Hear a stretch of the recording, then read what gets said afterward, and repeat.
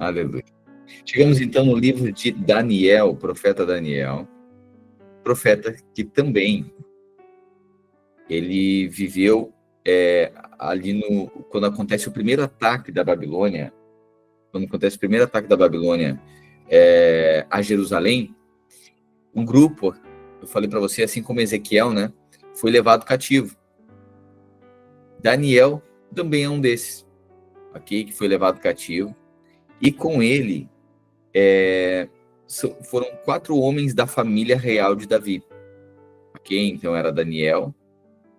Eles imagina o seguinte: o povo foi levado de Jerusalém para a Babilônia. E aí, a intenção desse exílio, né? Eles foram levados, recrutados para servir na Babilônia. Então, a pressão era para que eles abandonassem o seu Deus, abandonassem a sua crença, abandonassem a Torá, abandonassem o judaísmo. Essa era a pressão para que eles se tornassem como cidadãos babilônicos, ok? Então aqui, Daniel e esses outros da linhagem real de Davi foram levados para a Babilônia. Pois bem, esses homens, eles receberam nomes babilônicos. Então a gente vai perceber que eles têm os nomes judaicos, os nomes hebraicos, né, judaicos, e os nomes babilônicos. Então é Daniel, Ananias, Misael e Azarias, ok? São esses 4 personagens aqui do capítulo 1. Eles recebem um nome, então, o Daniel é Beltesazar. O Ananias, aí talvez muitos de nós conheçamos aqui, né, que é Sadraque, aí depois Mesaque e Abednego, ok? São os nomes babilônicos desses 4 personagens, ok? Que foram levados, então, no primeiro ataque da Babilônia a Jerusalém, ok? Daniel está incluso nesse grupo, também é levado para o exílio e agora é forçado a abandonar, recrutado, né, para servir na Babilônia e forçado, pressionado para abandonar a lei de Deus. Pois bem, é importante nós sabermos que aqui a história do capítulo de 1 a 6 vai mostrar, então, vai relatar, descrever histórias sobre Daniel e os seus amigos lá na Babilônia, ok? Depois, do capítulo 7 a 12, são as visões de Daniel em relação ao futuro. As visões que Daniel teve predizendo o futuro, certo? Então, do capítulo 1 a 6, histórias sobre Daniel e seus amigos enquanto eles estavam na Babilônia. Do capítulo 7 a 12 são as visões de Daniel a respeito do futuro. Você pode ir anotando aí, talvez ajude você a compreender melhor, ok? Então, mais uma vez, nesse capítulo 1 aqui, Daniel e seus amigos, eles são pressionados a abandonarem a Torá, abandonarem o judaísmo. Mas a gente vai ver essas histórias de fidelidade, né? Eles sempre se posicionando, mantendo-se fiel a Deus, a Torá, e Deus sempre exaltando eles, salvando eles, Deus intervindo em favor dessa fidelidade, ok? Então, vamos lá, capítulo 1, eu vou parando capítulo por capítulo aqui para ajudar, talvez, dar um contexto aqui que talvez possa ajudar você a compreender melhor o contexto, ok? Capítulo 1 de Daniel. Jesus, obrigado, Senhor, pela oportunidade de nós compartilharmos a tua vida, a tua palavra. Pedimos a Deus que, mais uma vez, o teu Espírito extraia, ó Deus, das Escrituras, as virtudes que conduzem os nossos dias. Nós oramos para que o Senhor nos aperfeiçoe, sejamos encontrados mais maduros, mais sensíveis. Ó Deus, que a palavra nos afete, a palavra nos transforme, a palavra, ó Deus, gere Cristo em nós. Ó Deus, essa fidelidade desses homens é sobre isso, ó Deus, é sobre o nosso coração também ser íntegro, fiel ao Senhor. não leal aos teus benefícios, mas fiel à tua verdade. Ensina-nos, ó Deus, por meio desses exemplos, ensina-nos por meio da tua palavra, nos transforma, para que na nossa vida o centro seja o Senhor. O centro seja a tua vontade. Nós oramos e declaramos revelação e sabedoria sobre nós. Pedimos sabedoria. Em nome do Senhor Jesus. Amém e amém. Amém, querido? Então, capítulo 1 de Daniel. Diz assim: no terceiro ano do reinado de Joaquim, rei de Judá, veio Nabucodonosor. Olha esse personagem aqui, ok? Personagem central também da história toda aqui. É o rei da Babilônia.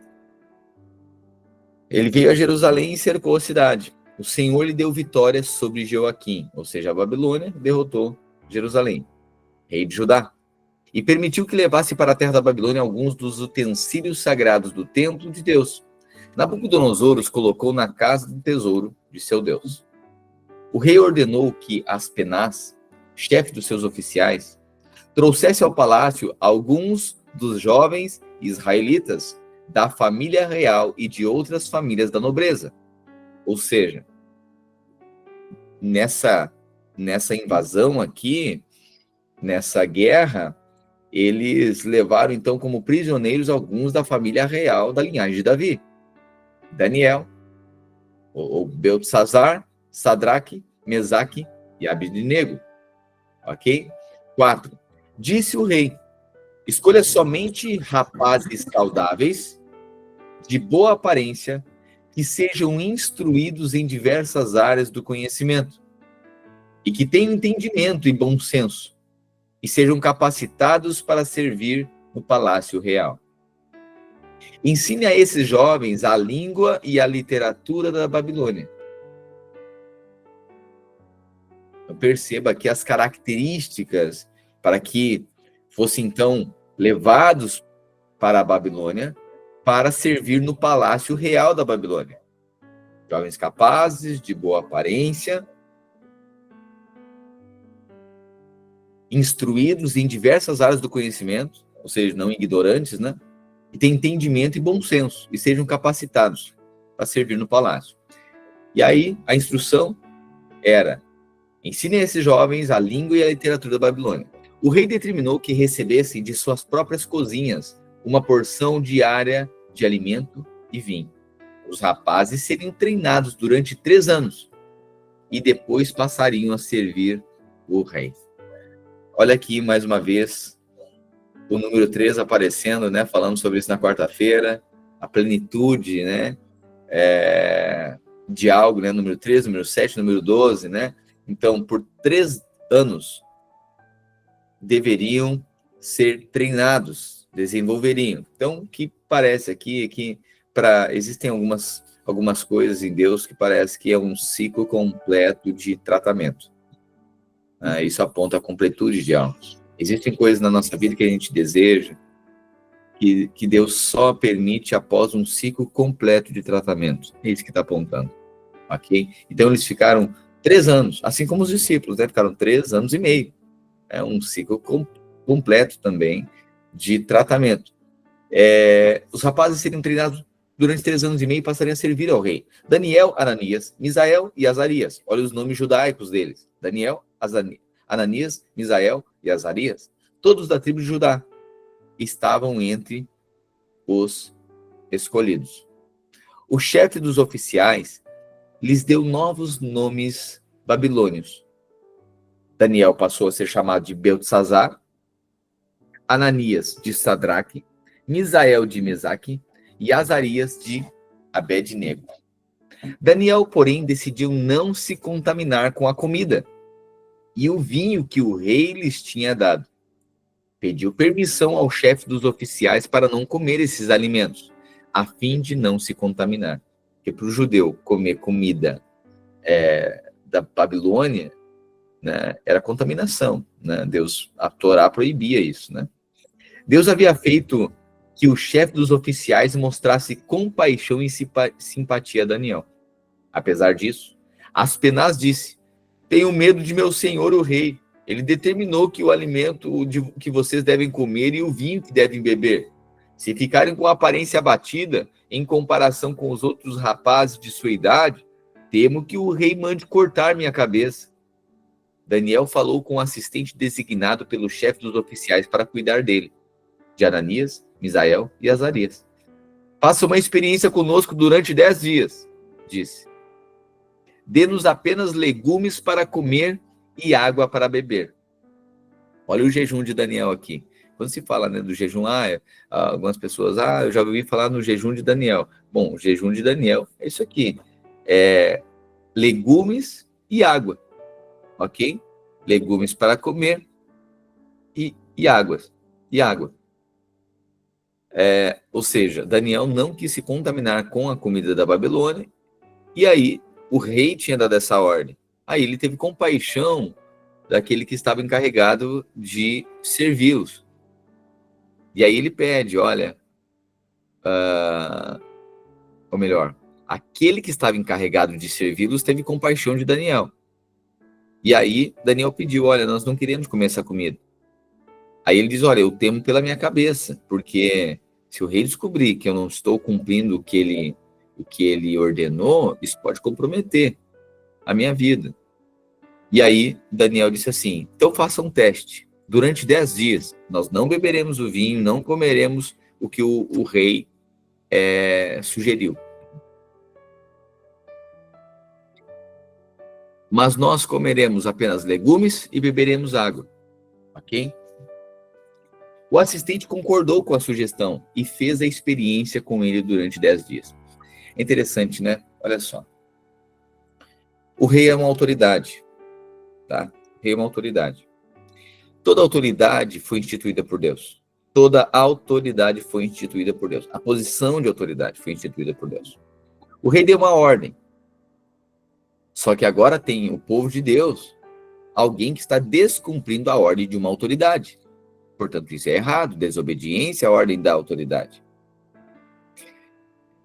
Aí a gente pergunta, pastor, mas como que fica isso? Bom, a gente tem que perceber que acima da autoridade autoridade instituída ou delegada por Deus, existe a autoridade soberana de Deus, da sua palavra, da Torá.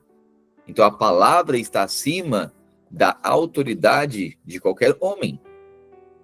Portanto, quando os homens estão em desacordo com a autoridade da palavra de Deus, situações como a de Daniel aqui são passíveis de desobediência, porém submissão. Ou seja, Daniel estava desobedecendo. Por quê? Porque o decreto da autoridade ia contrária à palavra de Deus. Existem situações na nossa vida quando a autoridade delegada por Deus está em desacordo com a palavra, que nós podemos ser desobedientes, porém sempre submissos. Submissão é uma questão de coração, obediência é uma questão de conduta. Submisso sempre. Obedientes, depende da situação. Um pai, por exemplo, uma mãe, um familiar é autoridade sobre um filho.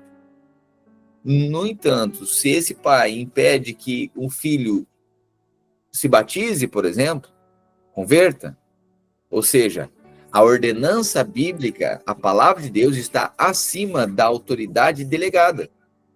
Portanto, o filho deve ser submisso, mas nesse caso pode ser desobediente, por exemplo. Alguém que impeça... Um minutinho só.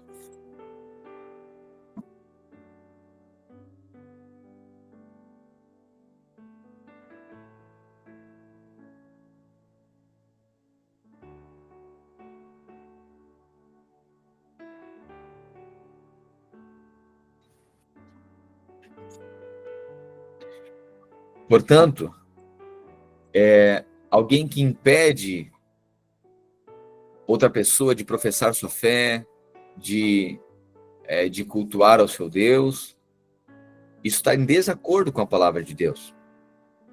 Portanto, existem situações que a pessoa pode ser desobediente, porém sempre submisso. O que é uma questão de submissão? Submissão é não afrontar a autoridade, não falar de igual para igual. Isso é submissão. Submissão sempre é uma questão de coração. Não posso revidar, não, de onde já se viu, o que tu acha que tu é? Isso aqui, essa afronta, né? Hoje a gente vê, né, como o mundo é como vive desonra, não tem, fala de igual para igual. Falar, você filho, falar de igual com seu pai está errado. Ah, mas o pai está errado. Ele pode estar errado, mas você não tem legitimidade para atentar contra a autoridade. Mas ele está errado. Você pode até desobedecer uma ordem que está contrária à palavra de Deus, mas você não pode afrontar. Você não pode falar de igual para o seu pai. A esposa não pode falar de igual para igual com o marido. Não pode. Por quê? Porque isso é atentar contra a autoridade. Você vai ver que, por exemplo, relacionamentos, o que mais fere a autoridade, o que mais fere homens, é o quê? Quando a mulher, ela atenta contra a autoridade, falando de igual para igual. Isso é insubmissão. Ah, então quer dizer que eu vou ser capacho, quer dizer que eu vou... Não. Você até pode desobedecer aquilo que está contrário à palavra de Deus. Mas submissão sempre. Nós, em relação a toda autoridade, nós não podemos falar de igual para igual com uma autoridade policial, com um juiz.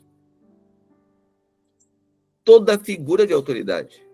Eu vejo, às vezes, vídeos, as pessoas falando de igual para igual com polícia e tal, e a sociedade mesmo, não respeitando e tal. Errado, pecado. A autoridade, nós devemos submissão. Só que submissão não é subserviência. A submissão cega faz o que a autoridade manda, independente se aquilo é correto, se é errado, se aquilo é em acordo com a palavra de Deus ou em desacordo. É uma submissão cega. Isso é subserviência. Submissão é uma questão de coração, é uma honra, porque reconhece que aquela autoridade foi instituída por Deus. Você pode discordar de um presidente de uma nação, porque não é o seu candidato, não foi o presidente que você gostaria que estivesse lá. Mas nós devemos submissão. Tá? Então quer dizer que é porque, olha lá, o cara é mau, tá fazendo maldade, tá fazendo um tanto de coisa que tá corrompendo. Então quer dizer que a gente deixa? Não, você pode discordar, mas você não pode afrontar. Você não pode falar mal da autoridade. A gente não pode afrontar a autoridade, falar de qualquer jeito. Está errado. Agora, eu posso até desobedecer. Eu até posso não cumprir como Daniel aqui. O rei Nabucodonosor está emitindo um decreto, está dizendo, não vai... Daniel demonstrou seu coração submisso quando pediu ao oficial se ele podia comer apenas legumes, e a palavra diz que ele encontrou favor, só a favor de Deus na submissão, mesmo coração de Esther, exatamente. Ou seja, olha só, ele pede autorização, se submete, buscando. A gente vai ver outro contexto ali da fornalha, a mesma coisa, a ordem, adore ao Deus, Nabucodonosor, a estátua do rei. Não, mas somente ao Senhor adorarás. Não vou adorar outra coisa. Vai morrer, bom. Vai ter dano, bom. Lembro do contexto de pessoas do trabalho, que aí outras pessoas disseram assim, olha, para tu ficar aqui, tu tem que deixar passar algumas coisas, tem que passar pano, passa o pano para algumas coisas, faz que tu não vê algumas coisas aqui. Ou coloca no papel aí que o serviço foi feito, mas daí a pessoa disse, não, mas o serviço não foi feito. Coloca aí. Diz, não, mas eu não posso fazer isso. Bom, aí tu quem sabe, se não quiser fazer, tem gente para tua vaga. Daí a pessoa diz, não, tudo bem, mas eu não posso fazer. Se o senhor quiser me colocar para a rua e tal, tudo bem, mas eu não vou fazer. Ou seja, existe uma autoridade que está emitindo uma ordem que está de desacordo com a palavra de Deus. Só que a pessoa não pode atentar contra a autoridade. Isso é insubmissão. A pessoa deve submeter a autoridade, No entanto, se está em desacordo com a palavra de Deus, pode ser desobediente, ou seja, não obedecer àquela ordem. Daniel não está sendo submisso. Quem o rei acha que ele é? Não está falando isso. Não é desrespeitoso.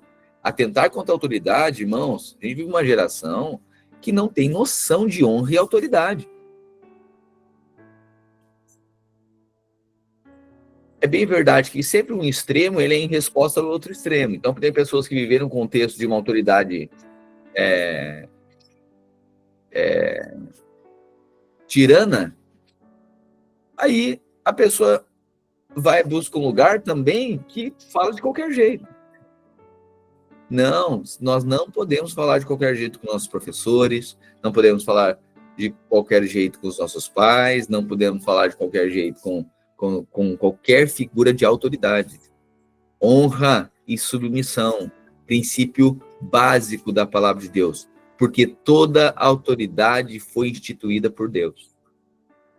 Tá, pastor, então quer dizer o seguinte, se toda autoridade foi instituída por Deus, quer dizer que vou usar uma figura aqui, um governante. Um governante está numa posição de autoridade, toda autoridade foi instituída por Deus. Então, se esse governante estiver emitindo uma ordem contrária à palavra de Deus, foi Deus que colocou ele lá?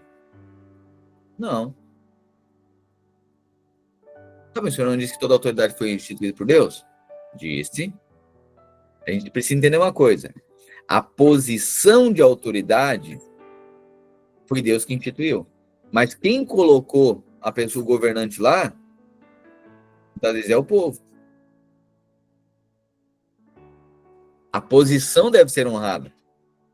Mas nem tudo que a autoridade falar deve ser obedecida. Agora, se a autoridade estiver em acordo com a palavra de Deus, obviamente, que daí tem que ser obediente e submisso.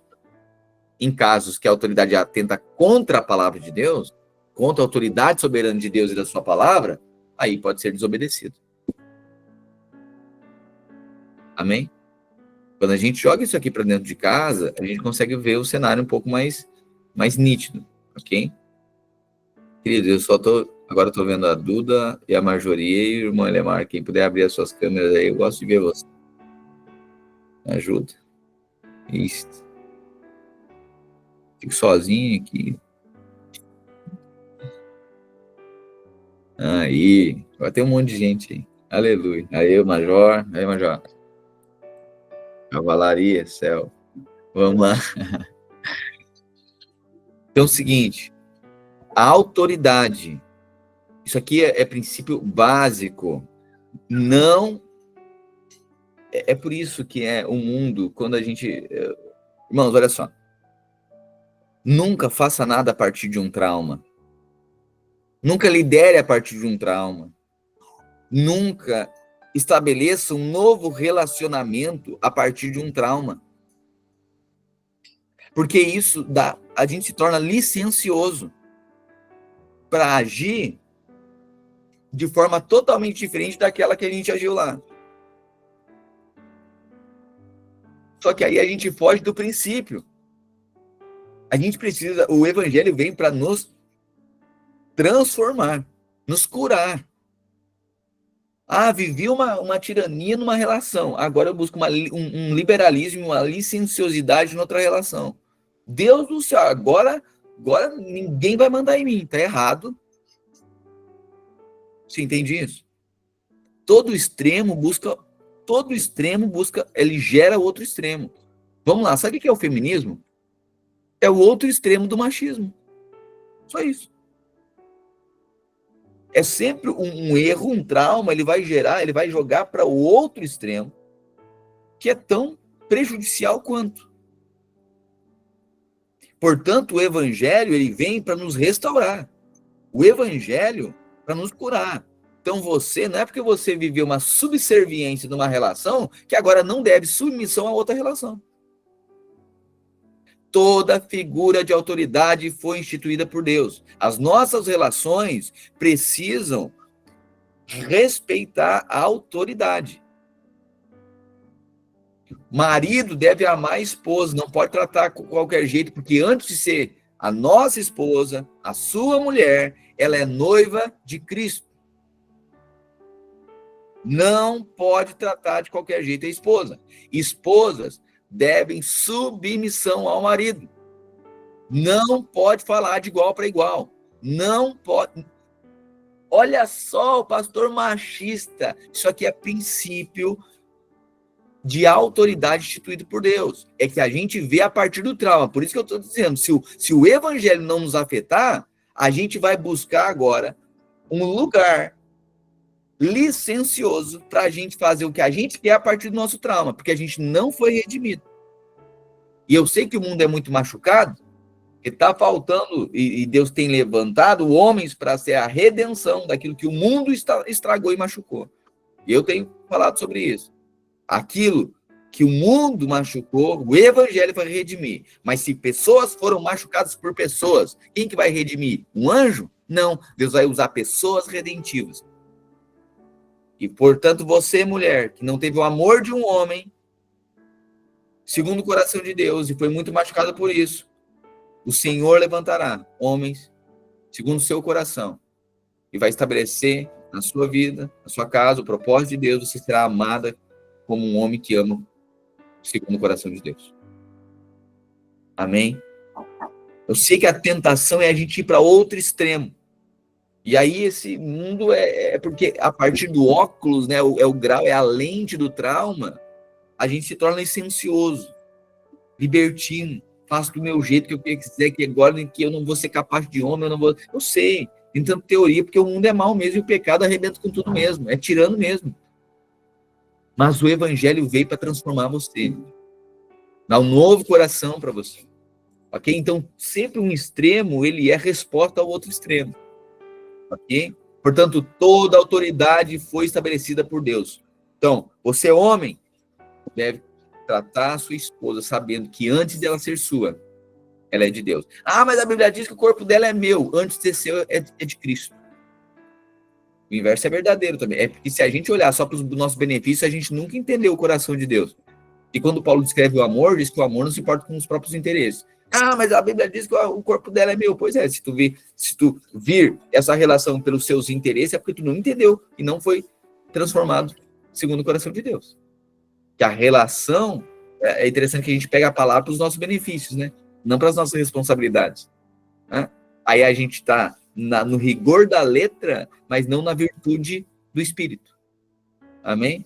Então, toda autoridade foi estabelecida por Deus. Portanto, o homem deve amar a sua esposa, olhando para ela, guardando, protegendo, tratando ela. Dando as virtudes de Cristo. O amor, que tudo sofre, tudo crê, tudo suporta. O amor que é paciente, que é longânimo. Ok. Mulheres, submissão. Submissão. Não pode. O que mais incomoda, machuca, homem, é quando a mulher fala de igual para igual. Isso aqui mexe com a dignidade do homem. Eu sei que muitas vezes, não, acho que muita coisa, meu Deus, meu marido, se ficar sem comida, ele fica bravo. Tá, beleza. Mas nada se compara quando a mulher fala de igual para igual com o homem. Isso é insubmissão. Isso é insubmissão. Mais uma vez, o homem que pega isso para o seu benefício e trata com truculência a mulher, vamos lá, quando você se submete, você coloca o outro nas mãos de Deus. Se você tenta se defender sozinho, é você. Mas, pastor, eu vou deixar assim. Aí tem uma coisa, quando você se submete, você vai aos pés do Senhor. Aí saiba que você é noiva de Cristo. E se ele não defender você, Deus vai defender você e Deus vai tratar com ele. O que Adão era para ter feito, depois Deus veio falar com quem? Com Adão. Porque Adão era para proteger. E não protegeu. Você entende? Então, sempre que você submete, você coloca o outro nas mãos de Deus. Você, irmão, o irmão mais novo deve submissão ao irmão mais velho. A gente aprendeu, ok, em casa, por questão de maturidade. Aqui em casa, por exemplo, a Antonella, mais velha que o Benhur. Então, assim, É natural que agora a gente diga assim, cuidado, teu irmão, não faça isso, enche ela de responsabilidade. Mas no momento que ele tiver minimamente uma maturidade um pouquinho melhor, que ele já for capaz de compreender, é ele que tem que servir a irmãzinha dele. Porque ele é mais novo, deve submissão à irmã dele, que é mais velha. Você está entendendo? Às vezes a gente aprendeu, foi pedagógico, que enche o filho mais velho de responsabilidade e o novinho de direitos. Cuida do teu irmão, faz isso, e faz isso. E olha só, e se ele ainda se machucar, tu vai apanhar, e não sei o quê. Ou seja, a gente enche de responsabilidade o outro e não dá autoridade. Aí cria um mimado que faz o que quer, que não respeita a autoridade, não se submete ao irmão. Tá errado? Toda autoridade foi instituída por Deus. Ok? Então, o irmão mais novo deve honra, submissão ao irmão mais velho. Agora, pai, mas o irmão mais velho, olha só, eu já vi situações assim, né? Que o irmão mais novo sabe que tem que honrar o mais velho usa isso para o seu benefício e dá uma apertada no irmão. E o pai sabe disso. E aí como é que fica? Ô pai, mas olha só o que ele está fazendo. Ele está usando disso para me mandar e está pisando, né? Para mandar em mim e está pisando. Aí o pai diz assim, pois é, a tua função é só submeter. Mas agora, eu estou vendo a situação. Agora sou eu, se ele te apertar, eu aperto ele. Você está entendendo? Então, submisso sempre. Sempre submisso. Porque toda autoridade foi instituída por Deus. Nós somos um povo submisso. Ovelha, submisso. Daniel estava sendo submisso? Pergunta, não afronta. Não é de igual para igual. Não acho que toda autoridade é igual. Você, filho, a autoridade do seu pai não é igual à sua. A sua autoridade não é igual ao do seu pai. Dentro de uma relação, não é todo mundo que fala. As falas não. Cada uma tem um peso. E não é porque a pessoa ainda não converteu que ela não deve ser honrada. Um pai não é porque não converteu que não deve ser honrado. Pode até ser alguém ser desobediente, não cumprir aquilo, porque aquilo está em desacordo com a palavra de Deus. Agora tem muita gente afrontando a mãe. E outra coisa, espiritualidade que não é submissa é religiosidade. E o jovem converte, o pai não converteu ainda, ele acha que não precisa honrar o pai, porque ele sabe mais, usa de argumento, e aí pega coisa teológica e para debater com o pai, porque daí o pai fica sem argumento, não sabe muito bem o que dizer, isso aí é religiosidade. A gente é perito de pegar a palavra para os nossos benefícios, para desobedecer e para achar que a gente é grandes coisas. Filho deve ser obediente e submisso. Somente em casos que o pai está atentando contra a palavra de Deus, uma ordem explícita contra que fere a consciência, fere a fé, nesses casos, desobediente, porém sempre submisso. Toda autoridade foi instituída por Deus. Mulheres não falam.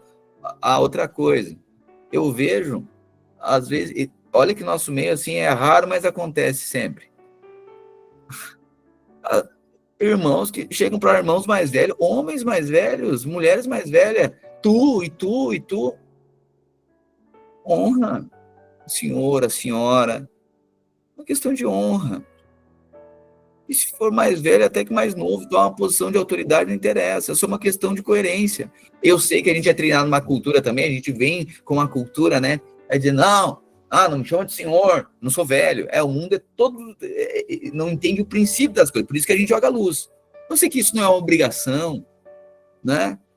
Jesus, sabe, diz, bom mestre, não, bom é somente o pai, ok. Eu estou falando que, por parte de quem recebe, eu acho até humildade, a pessoa, não, por favor, me chama no meu nome, eu sou pastor, eu sou Israel.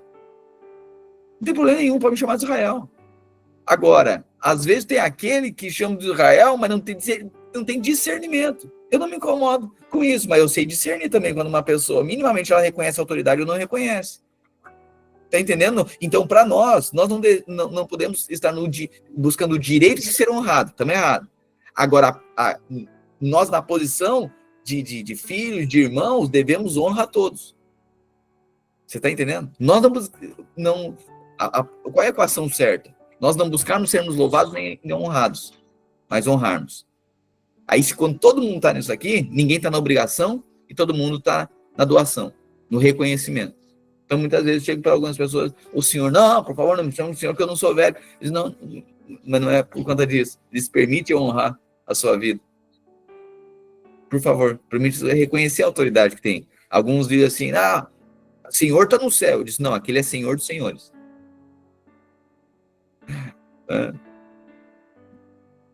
Sabe? Você solteira deve honrar a mulher casada. Você solteiro deve honrar o homem casado. Não estou dizendo para a gente ficar aqui numa rigidez, ai meu Deus, um negócio esquisito. Não estou dizendo isso. Eu estou dizendo no coração. Sabe, honra, apreço. As pessoas mais velhas e experientes. Para nós, velho é sinônimo de algo que já passou do tempo e que não serve mais. Mas, do conceito bíblico, o velho é experiente. É aquele que é sábio. Entende? E nós estamos sendo afetados pela palavra de Deus. Para honrar, porque toda autoridade foi instituída por Deus. Isso é redentivo. É lindo, irmão. Ver uma família, ver uma igreja, pessoas que honram pessoas. Mais uma vez, não ficaremos no limite do protocolo, sabe? Fazer o Senhor, mas no coração não está nem aí. Não, Deus do céu, o mundo está cheio disso. Tem que chamar de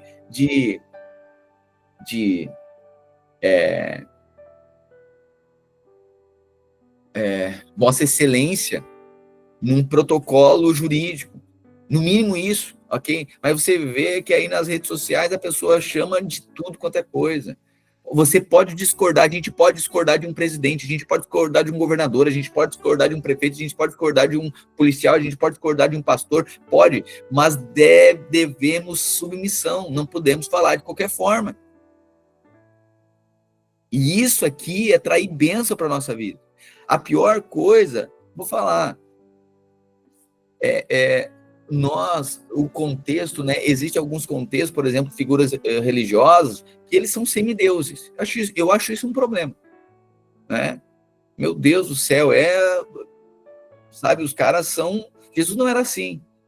Pois é, mas por outro lado, eu vejo também que tem gente tratando o pastor, a referência dele, como nada, como igual. Está errado.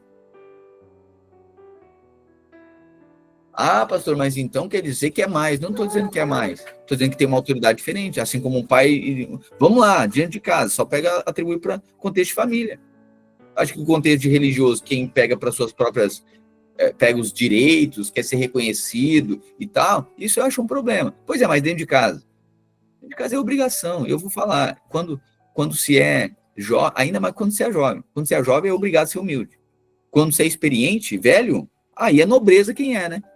Eu acho muito nobre, pessoas mais velhas tratando mais novos e reconhece a autoridade. Eu acho muito nobre isso. Porque reconhece aquilo que a pessoa carrega. Porque um policial é mais novo que eu, daí eu não vou chamar de senhor, não vou reconhecer uma autoridade. Não somente isso, né? Mas reconhecer a autoridade, honrar essa figura. Não. A ninguém conheçamos segundo a carne, Paulo diz. Amém. Portanto, nós somos o povo da honra. Nós somos o povo da submissão também. Amém. E a bênção quando carregamos submissão. Amém. Uma questão de coração. Aleluia. Meu Deus do céu. Já travamos aqui já no primeiro capítulo. Aleluia. Continuemos. Ok? Passados 10 dias, olha só, o jejum de Daniel, 10 dias. Daniel e seus 3 amigos pareciam mais saudáveis e bem nutridos que os outros rapazes que se alimentavam da comida do rei. Que loucura isso, né?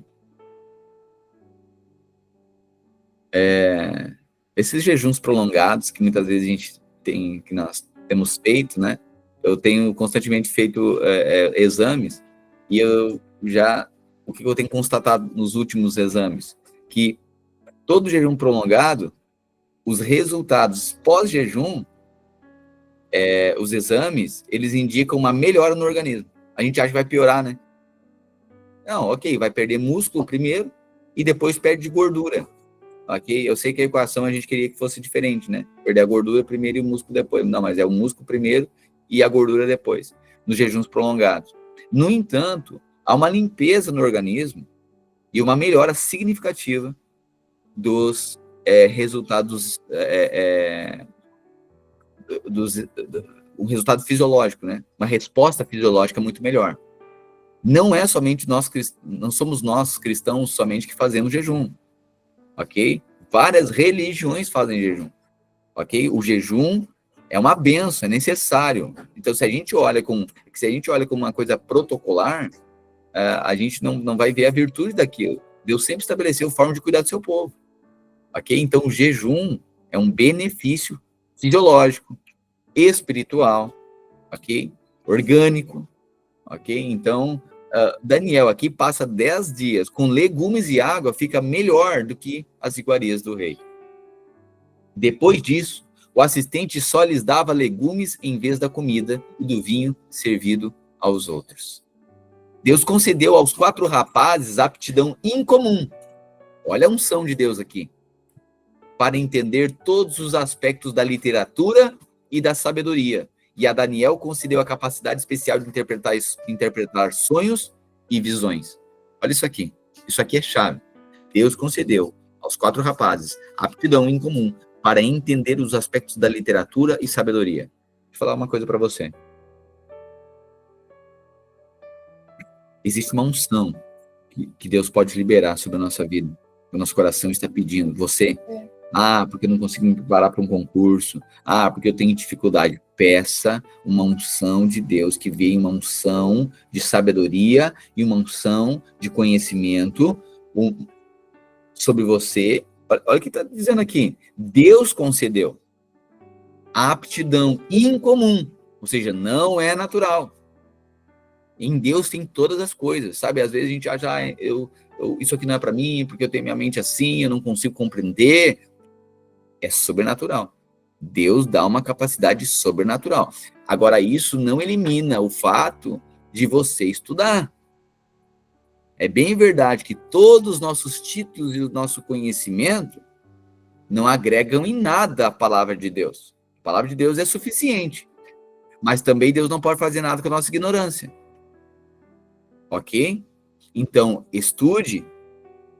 Eu tenho falado agora para os irmãos que têm andado mais próximo. Irmãos, hoje, com o tanto de possibilidades que se tem, todos dentre nós, quem tiver o coração aberto, né? Só a pessoa não quiser, ok.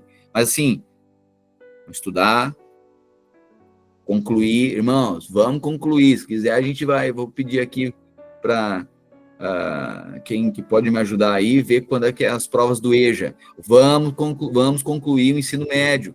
Vamos concluir o ensino fundamental, você que não concluiu. O evangelho é isso. Sabe? Chegar assim, vai dando dignidade. Sabe? Porque muitas vezes é abatido. A gente estava conversando ontem com o pastor Adroaldo, ele estava dizendo, ele disse para mim, eu tive que vencer muita timidez, né? Eu mesmo carrego isso. Eu sei que parece que não, né? Mas tem coisa que a gente vence. Vai vencer. A minha forma natural de ser, eu sou tímido. Sabe? Porque a gente não tinha segurança, vem de um contexto que sabe, a gente vai num lugar novo, tu não tem segurança, tu não tem informação, talvez, sabe, algumas pessoas que é tão comum, né, estar entre pessoas influentes, pessoas numa cidade, porque tem contato, já aprendeu desde cedo. Pô, a gente veio da classe M, é tudo difícil, né? M de miserável, né? Você sabe. Sabe, eu vou falar, assim, eu lembro a primeira vez que eu fui no Subway. Eu quase tive um treco na fila. Eu sei, coisa mais básica para todo mundo. Pois é, mas para quem tem acesso às coisas. Tô falando uma coisa pueril, simples aqui. Mas é assim. Você se sente constrangido, não tem segurança, tem muita vergonha e tal, né? E aí, o que o evangelho faz? O evangelho da dignidade. Sabe? Glória a Deus que muitas pessoas têm sido redimidas pelas nossas relações. O Senhor tem sido muito bom. E isso gera nobreza. E nós, como igreja, essa humildade que que gente que sabe, não tem, sabe, relaciona com quem não sabe, e quem não sabe, no mínimo, tem que se submeter. Isso aí tem outra coisa, né? Deixando já foram encerradas, ô Vinícius? Ô Vinícius, puder ir acompanhando isso pra gente, porque eu acho que abre por semestre, viu? Eu acho que abre por semestre. Meu Deus, agorinha. Tá. Vamos vendo, porque eu acho que abre por semestre aí, ok? Pode fazer inscrição para o EJA aí. Mas o que eu quero falar é que o contexto, né, da vida da igreja vai redimindo, vai dando, sabe, acesso à informação, vai vestindo melhor, vai. E é obrigado a nada, mas, sabe, vai dando dignidade. O evangelho é dignidade, queridos. Aleluia. Tem o Enseja também. Ok? Tem o EJA, o Enseja, o Seja, alguma coisa. Tem tudo.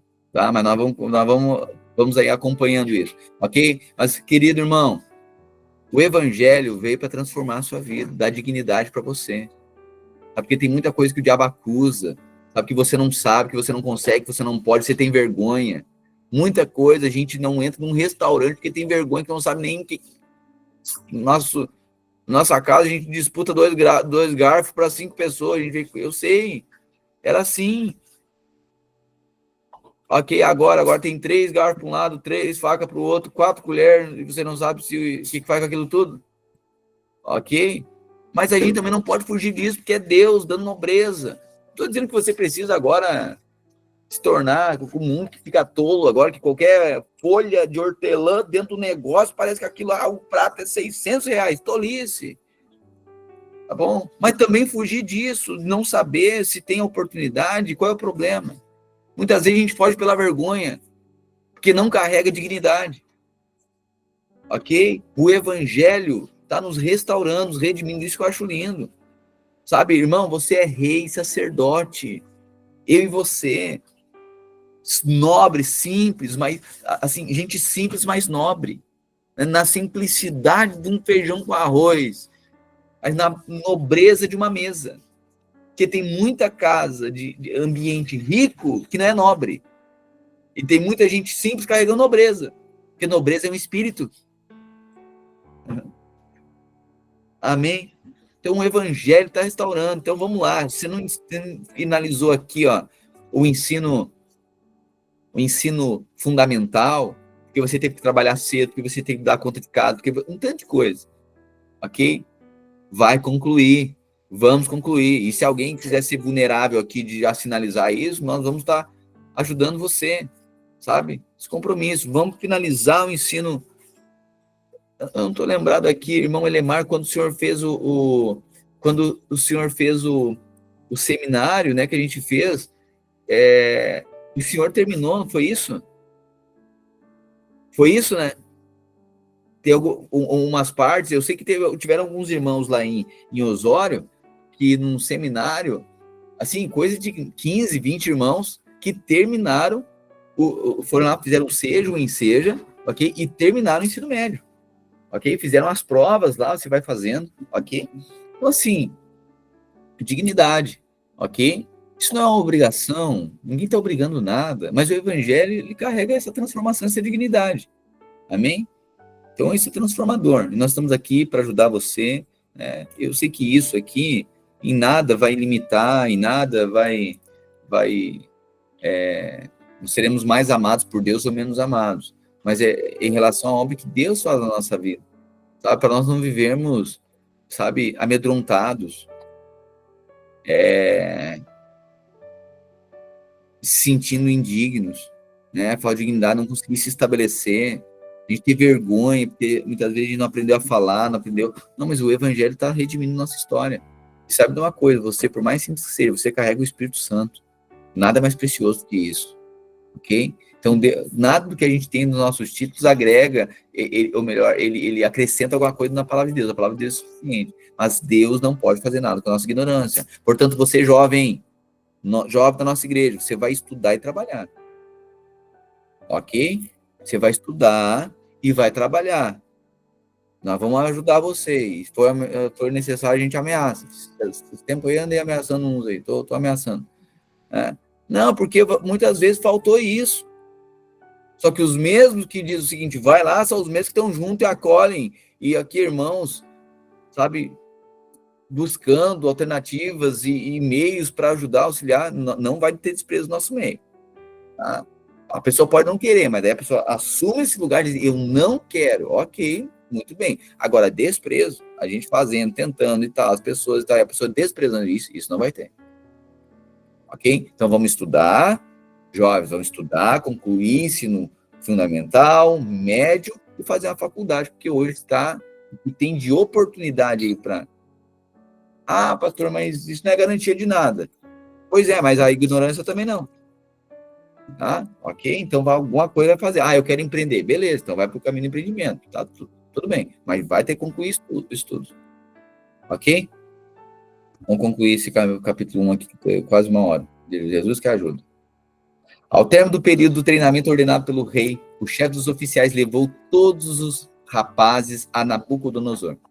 O rei conversou com eles e nenhum o impressionou tanto quanto Daniel, Ananias, Misael e Azarias.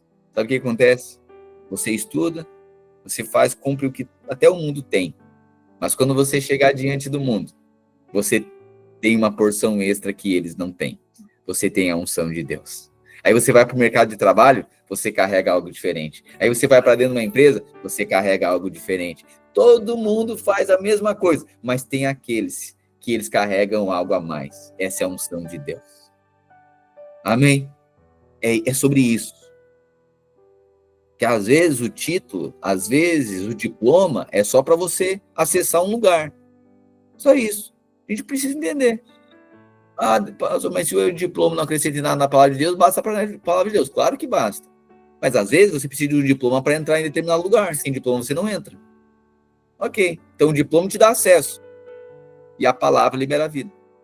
A palavra transforma. Ok?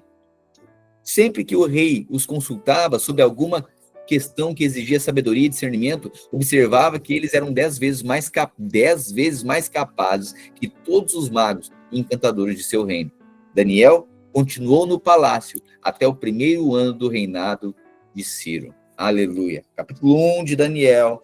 História acontece após o primeiro ataque da Babilônia a Jerusalém. Ok? 4 homens da família real de Davi vão agora trabalhar no palácio da Babilônia. E aí eles rejeitam a comida do rei Nabucodonosor e agora comem legumes, águas. Por quê? Porque o judeu não era para contaminar com a comida dos outros povos. Eles guardam a Torá aqui, guardam os preceitos e mandamentos de Deus. E Deus os honra. E aí a aparência deles, Deus os dota de sabedoria, Deus dota de inteligência, e eles carregam uma aparência, uma unção diferente. Ok? Pois bem, dito isso, vimos aqui a fidelidade de Deus com esses 4 homens aqui. Pois bem, capítulo 2, o sonho de Nabucodonosor. O rei esse, Nabucodonosor, rei da Babilônia, que haviam escravizado muitos judeus. O rei Nabucodonosor tem um sonho agora. E não há quem interprete, e Daniel vai interpretar esse sonho. Ok? No segundo ano do seu reinado, Nabucodonosor teve sonhos tão perturbadores que não conseguiu mais dormir. Chamou seus magos, encantadores, feiticeiros e astrólogos e exigiu que lhe dissessem o que ele havia sonhado. Quando se apresentaram ao rei, ele disse: tive um sonho que muito me perturbou e preciso saber o que significa. Então os astrólogos responderam ao rei em aramaico: que o rei viva para sempre. Conte-nos o sonho e nós lhe diremos o que significa. O rei, porém, disse aos astrólogos: estou falando sério. Se não disserem qual foi o sonho e o que ele significa, vocês serão despedaçados e suas casas transformadas em montes de escombros. Mas se me disserem qual foi o sonho e o que ele significa, lhe darei muitos presentes, muitas recompensas e honras. Portanto, digam-me qual foi o sonho e o que ele significa. Eles disseram novamente: ó rei, conte-nos o sonho e então lhe diremos o que significa. O rei respondeu: eu sei o que vocês estão fazendo. Estão tentando ganhar tempo, pois sabem que falo sério quando digo: se não me contarem qual foi o sonho, estão condenados. Por isso, Conspiraram para me dizer mentiras, na esperança de que mudarei de ideia. Digam-me, porém, qual foi o sonho, e então saberei que pode explicar o que ele significa. Os astrólogos responderam ao rei: não há ninguém em toda a terra capaz de dizer ao rei qual foi seu sonho. E nenhum rei, por maior e mais poderoso que fosse, pediu algo assim a um mago, encantador ou astrólogo. É impossível cumprir a exigência do rei. Ninguém, exceto os deuses, pode dizer qual foi o seu sonho. E os deuses não vivem entre os mortais. O rei ficou furioso e ordenou que todos os sábios da Babilônia fossem executados. E por causa do decreto do rei, foram enviados homens para encontrar Daniel e seus amigos e matá-los. Vamos lá, qual o contexto aqui? Nabucodonosor teve um sonho. Chamou os astrólogos, magos e videntes. Ok? Chama todos. E diz o seguinte: eu tive um sonho e eu quero que vocês interpretem esse sonho. E se vocês não conseguirem interpretar, vocês vão morrer. Aí eles disseram assim, ok, conte-nos o sonho. Aí o rei percebeu, eu sei, eles estão com medo de morrer. Eles combinaram entre eles para dar a mesma interpretação, ou seja, um dá uma interpretação e todos os outros vão confirmar, dizendo que é isso mesmo. Ou seja, se todo mundo confirma, mesmo que não seja aquela interpretação verdadeira, eles estarão mentindo para mim, só para livrar a cabeça deles da morte. Então, o que o rei pede? Ao invés de eu contar o sonho, eu quero que vocês falem o sonho que eu tive e me dê a interpretação do sonho. O desafio ficou um pouquinho maior. Se imagina, uma coisa já é poderoso alguém interpretar um sonho. Sim, sim. O que o rei diz? Eu quero que vocês falem o que eu sonhei. E me dê a interpretação do sonho que eu sonhei. Aí eles disseram, somente os deuses podem fazer isso. Ninguém pediu um negócio desse em toda a terra para mortais. E os deuses não habitam entre os mortais. Por conta disso, Nabucodonosor diz o seguinte: pode matar todos os sábios, adivinhos, reis, sábios, adivinhos e videntes que tem nessa terra. Quem eram também aqueles que discerniam sonhos? Bom, estavam eles, Sadraque, Mesaque, Abednego e Beltesazar, que era Daniel. Então vai morrer também.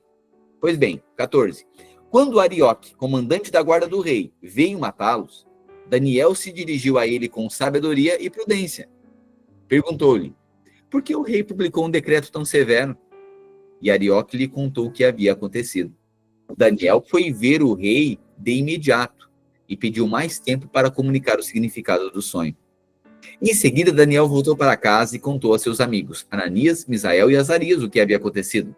Pediu que suplicassem ao Deus dos céus que tivesse misericórdia deles e lhes revelasse o segredo, para que não fossem mortos com os outros sábios da Babilônia.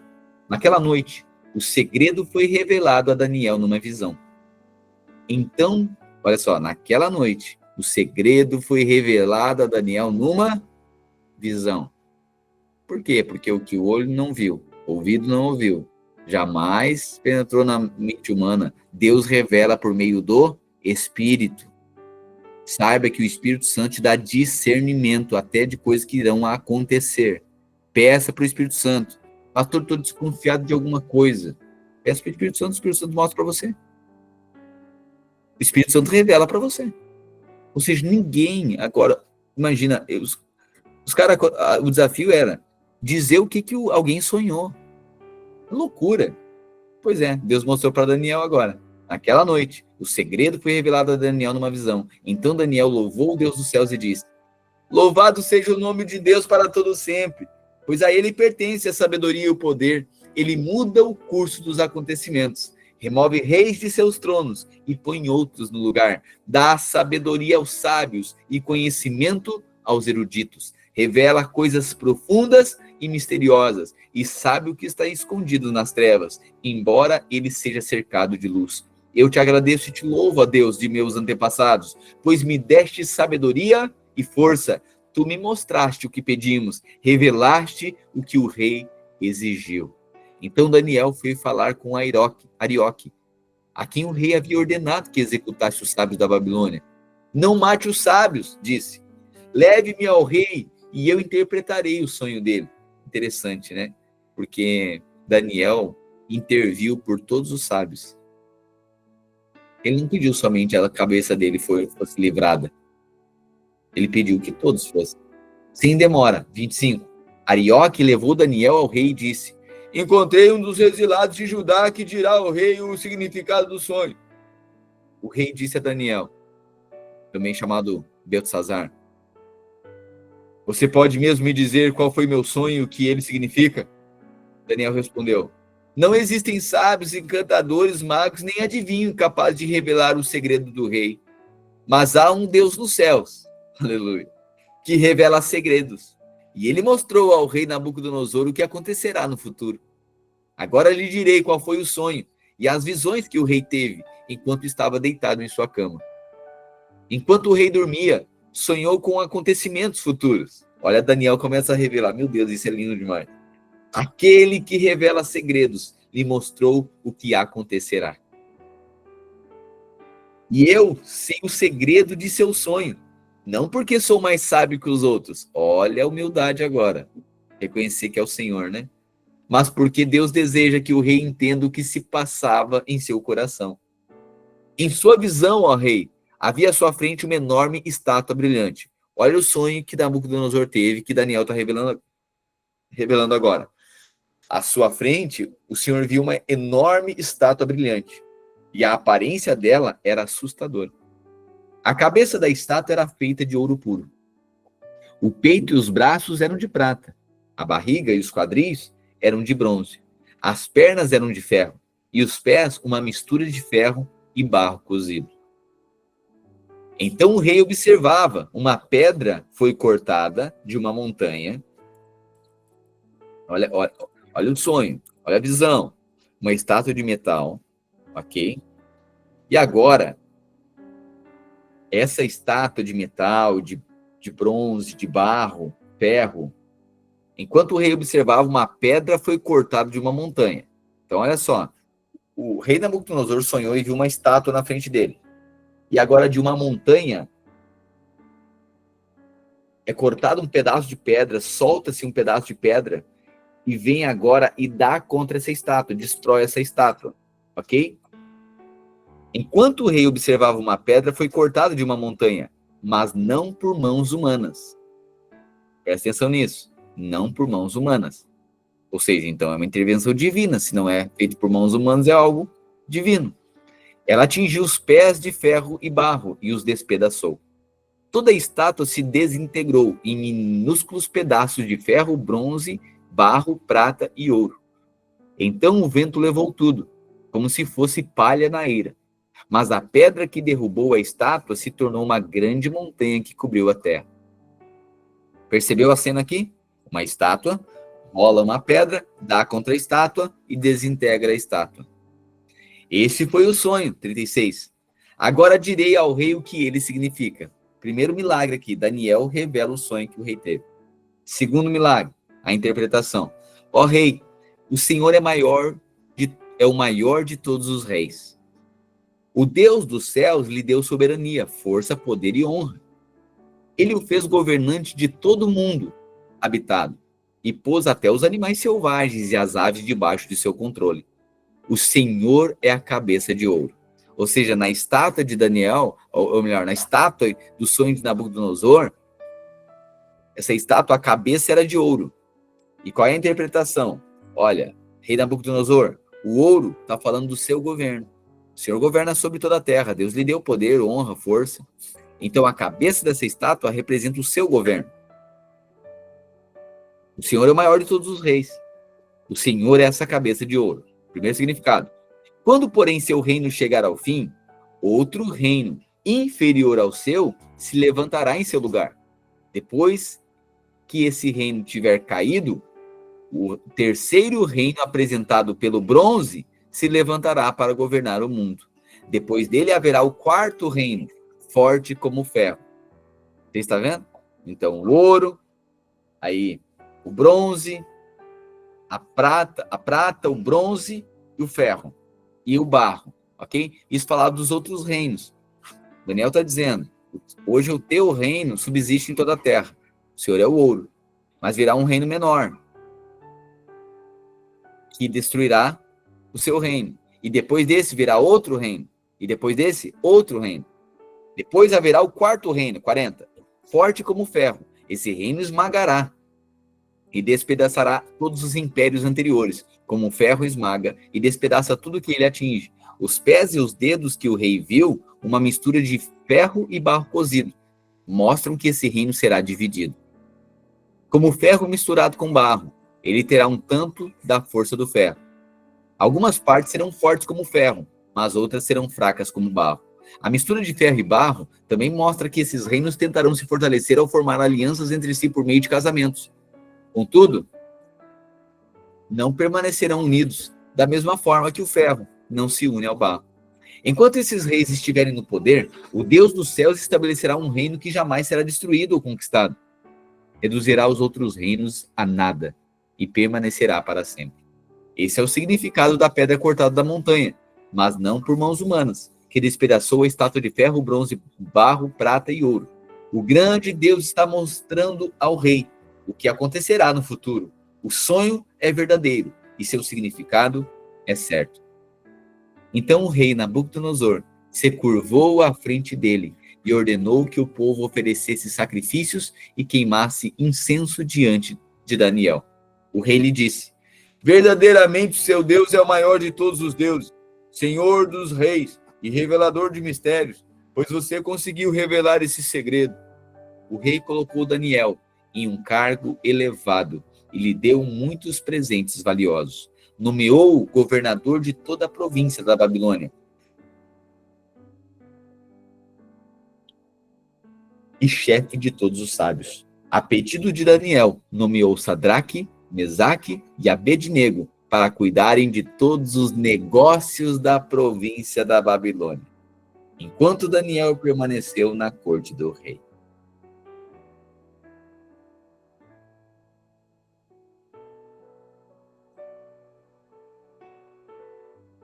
Sabe, um conhecimento natural,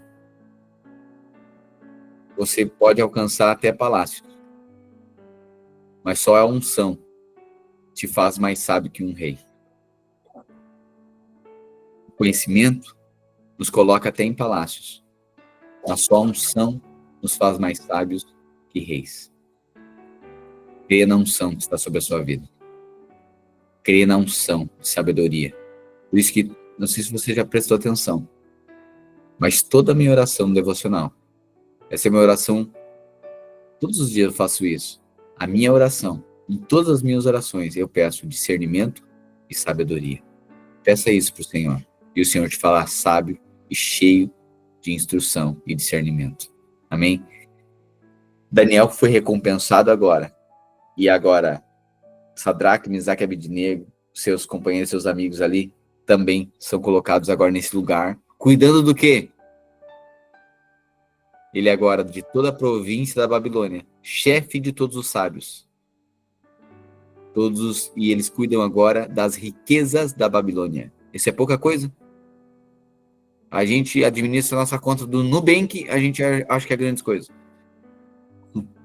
Agora imagina toda a riqueza da Babilônia. Vamos lá? Capítulo 3. Capítulo 3.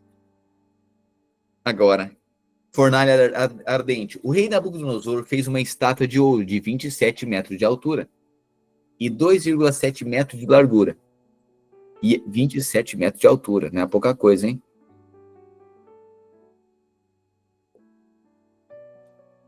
E a colocou na planície de Dura, na província da Babilônia.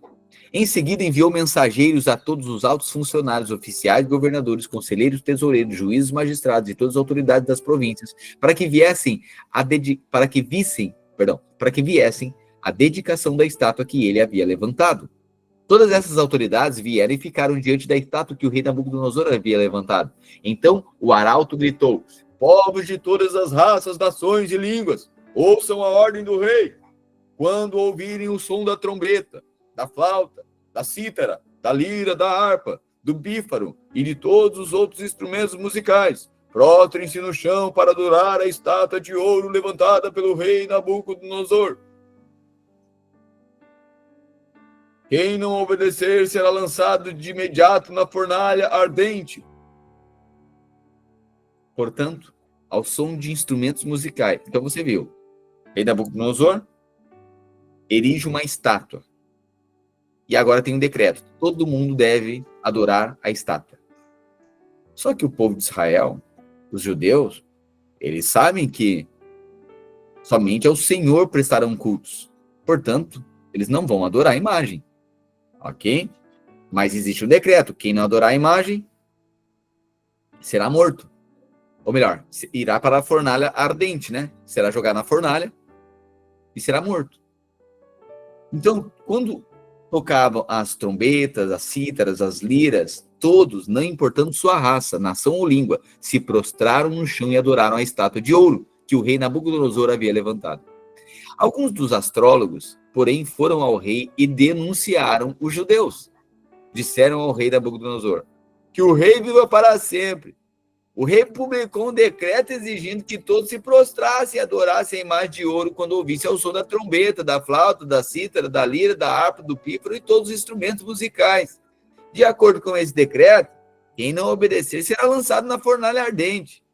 Alguns judeus, o Sadraque, o Mesaque, o Abednego, que o rei encarregou da província da Babilônia, não lhe dão atenção, rei. Recusam-se a servir seus deuses e não adoram a estátua de ouro que o rei levantou.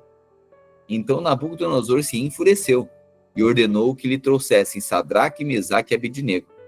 Quando eles foram conduzidos à presença do rei, ele lhes disse: Sadraque, Mesaque e Abednego, é verdade que vocês se recusaram a servir meus deuses e adorar a estátua que levantei?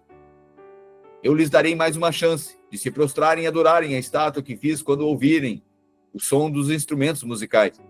Se, contudo, vocês se recusarem, serão lançados de imediato na fornalha ardente. E então, que Deus será capaz de livrá-los de minhas mãos? Sadraque, Mesaque e Abednego responderam: ó Nabucodonosor, não precisamos nos defender diante do rei. Se formos lançados na fornalha ardente, o Deus a quem servimos pode nos salvar. Meu Deus. Aleluia. Sim, ele nos livrará de suas mãos, ó rei. Mas ainda que ele não nos livre, queremos deixar claro, ó rei, que jamais serviremos seus deuses ou adoraremos a estátua de ouro que o rei levantou. Meu Deus do céu. Se Deus quiser nos livrar, ele vai nos livrar. Mas se ele não nos livrar, nós ainda permaneceremos fiéis. Se Deus, eu tenho esse sonho, mas ainda que não se cumpra esse sonho, ainda que esse sonho que eu estou pedindo para Deus não se cumpra, todavia, eu me alegrarei no Senhor, eu não abandonarei minha fé, eu não retrocederei, porque eu sei que a minha coroa de glória, eu sei que existe uma glória que há de vir, eu sei que estou entesourando nos céus, a glória dos céus, a vida eterna, é muito maior que tudo isso aqui. Não tem problema pedirmos sonhos aqui. Mas ainda que não seja isso que defina a nossa fé. Olha a fé desses homens. Mas ainda que ele não nos livre, queremos deixar claro ao rei que jamais serviremos seus deuses e adoraremos a estátua de ouro que o rei levantou. Nabucodonosor se enfureceu tanto com Sadraque, Mesaque e Abednego que seu rosto ficou desfigurado de raiva. Então ordenou que a fornalha fosse aquecida 7 vezes mais do que de costume. Deu ordens também para que alguns dos homens mais fortes de seu exército amarrassem Sadraque, Mesaque e Abednego e os lançassem na fornalha ardente. Eles os amarraram e os lançaram na fornalha inteiramente vestidos, com túnicas, turbantes, mantos e outras roupas. E uma vez que o rei, em sua ira, havia exigido um fogo tão quente na fornalha, as chamas mataram os soldados que jogaram os 3 lá dentro. Assim, Sadraque, Mesaque e Abednego, amarrados, caíram nas chamas intensas. De repente, porém, o rei Nabucodonosor se levantou espantado e disse a seus conselheiros: não foram 3 os homens que amarramos e lançamos na fornalha? Sim, ó rei, responderam. Olhem, disse Nabucodonosor, vejo 4 homens desamarrados andando no meio do fogo, sem se queimar, e o 4º homem se parece com um filho de deuses. Aleluia. Aleluia, olha o livramento aqui. Então Nabucodonosor se aproximou o máximo que pôde para a porta da fornalha ardente e gritou: Sadraque, Mesaque e Abednego, servos do Deus Altíssimo, saiam, venham aqui. E Sadraque, Mesaque e Abednego saíram do meio do fogo. Os altos funcionários, oficiais, governantes e conselheiros se juntaram ao redor deles e viram que o fogo não os havia tocado. Nem um fio de cabelo na cabeça deles estava chamuscado, e suas roupas não estavam queimadas. Nem sequer tinha cheiro de fumaça. Então Nabucodonosor disse: Louvado seja o Deus de Sadraque, Mesaque e Abednego. Ele enviou seu anjo para livrar seus servos que nele confiaram. Eles desafiaram a ordem do rei e estavam dispostos a morrer em vez de servir ou adorar qualquer outro Deus que não fosse o seu próprio Deus. Portanto, faço esse decreto: se qualquer pessoa, não importando sua raça, nação ou língua, disser uma palavra contra o Deus de Sadraque, Mesaque e Abednego, ela será despedaçada, e sua casa transformada num monte de escombros. Não há outro Deus capaz de livrar dessa maneira. Então o rei promoveu Sadraque, Mesaque e Abednego a cargos ainda mais elevados na província da Babilônia. Aleluia, aleluia. Livramento aqui, estamos contando a história de 4 homens que foram levados para a Babilônia, para o exílio da Babilônia. Um deles, Daniel, um profeta, aqui que tem essa predição, esse espírito de vidência que ele recebe da parte de Deus. E agora, eles ali na Babilônia, eles estavam sofrendo pressão para adorar a deuses que não eram o Deus de Israel, e eles então não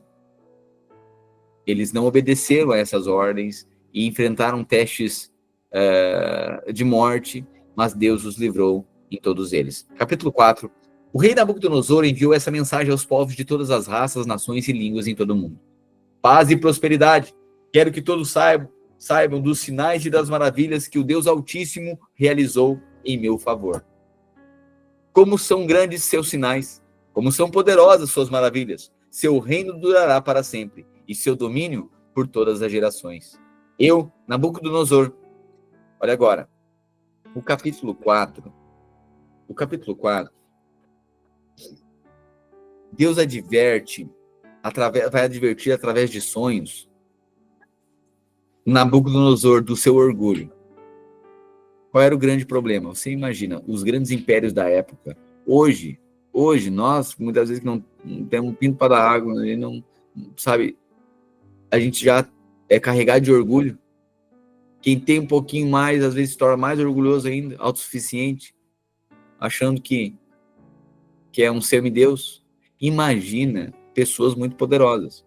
Imagina nessa época, os caras eram deuses, né? Eles se autoproclamavam Deus, faziam estátua de si, todo mundo tinha que adorar. E agora Deus, ele usa sonhos, né, para confrontar Nabucodonosor do seu orgulho. E Deus adverte Nabucodonosor através de sonhos agora. Só que quem podia interpretar? Somente Daniel interpretava esses sonhos. E Daniel agora vai advertir Nabucodonosor a se humilhar perante Deus.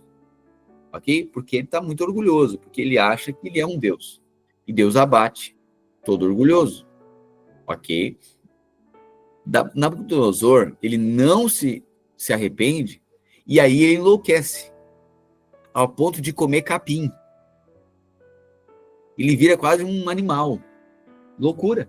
É uma pessoa louca, né?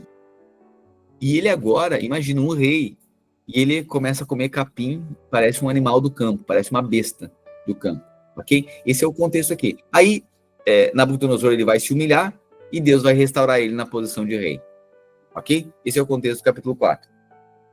4. Eu, Nabucodonosor, vivi em meu palácio com todo conforto e prosperidade, certo? Certa noite, porém, tive um sonho que me assustou.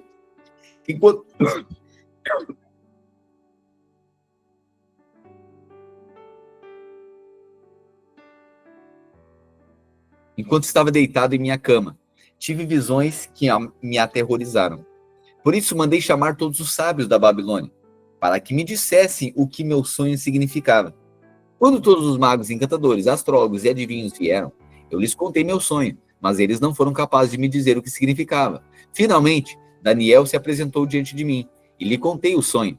Ele se chamava Beltesazar, em homenagem a meu Deus, e o espírito dos santos deuses está nele. Disse-lhe: Beltesazar, chefe dos magos, sei que o Espírito dos santos deuses está em você e que não há mistério que não possa resolver. Agora diga-me o que meu sonho significa. Enquanto estava deitado em minha cama, tive esse sonho. Vi uma grande árvore no meio da terra. A árvore cresceu e ficou muito alta e forte. Chegava até o céu e podia ser vista por todo mundo. Só um parênteses aqui. Você lembra que Deus usou Ezequiel para dizer que via Jerusalém, Israel, como uma grande árvore e foi cortada e restou somente o toco? Você lembra disso? Pois é. Agora, para Daniel, Deus, para Nabucodonosor, Deus faz a mesma alegoria em sonho aqui para ele, dizendo, olha, a Babilônia se tornou uma árvore poderosa, que toca até os céus, suas ramagens espalhadas, suas folhas, seus troncos, seus galhos espalhados por toda a terra, se tornaram muito poderosos, ok? Vi uma grande árvore no meio da terra. 11. A árvore cresceu muito e ficou alta e forte, chegava até o céu e podia ser vista por todo mundo. Suas folhas eram verdes e novas, e ela era cheia de frutos para todos comerem. Animais selvagens viviam à sua sombra, e aves faziam seus ninhos em seus ramos. O mundo todo se alimentava dessa árvore. Então, enquanto eu sonhava, vi um mensageiro, um ser santo que descia do céu. E o mensageiro gritou, derrubem a árvore e cortem seus ramos. Arranquem suas folhas e espalhem seus frutos.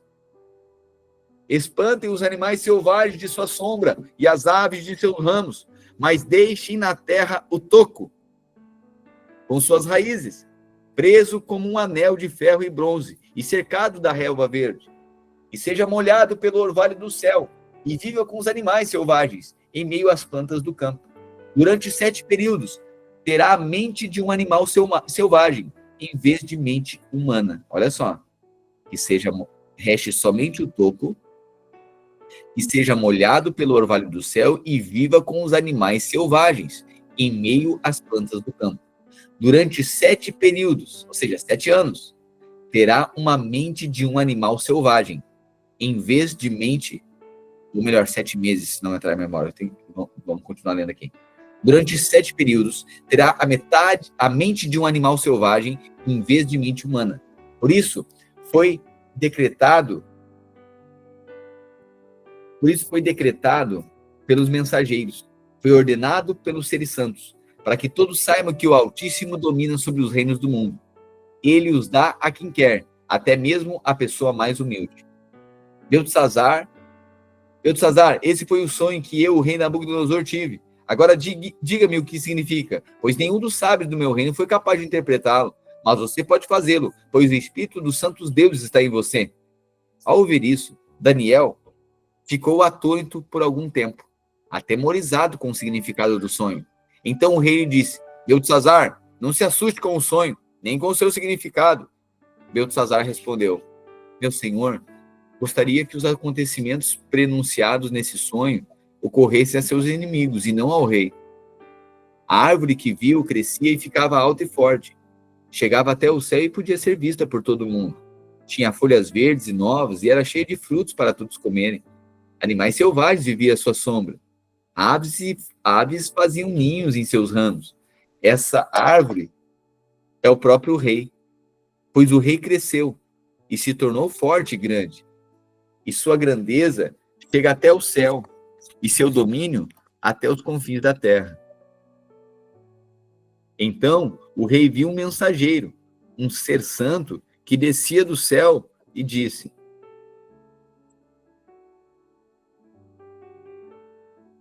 derrubem a árvore e destruam-na, mas deixe na terra o toco, com suas raízes, preso com um anel de ferro e bronze cercado da relva verde. E seja molhado pelo orvalho do céu e vive com os animais do campo por 7 períodos. Esse é o significado do sonho, ó rei. O que o Altíssimo declarou que acontecerá a meu senhor, o rei. O rei será expulso do convívio humano e viverá nos campos com os animais selvagens. O senhor comerá capim, como os bois, e será molhado pelo orvalho do céu. Viverá desse modo por 7 períodos, até entender que o Altíssimo domina sobre os reinos do mundo e os dá a quem ele quer.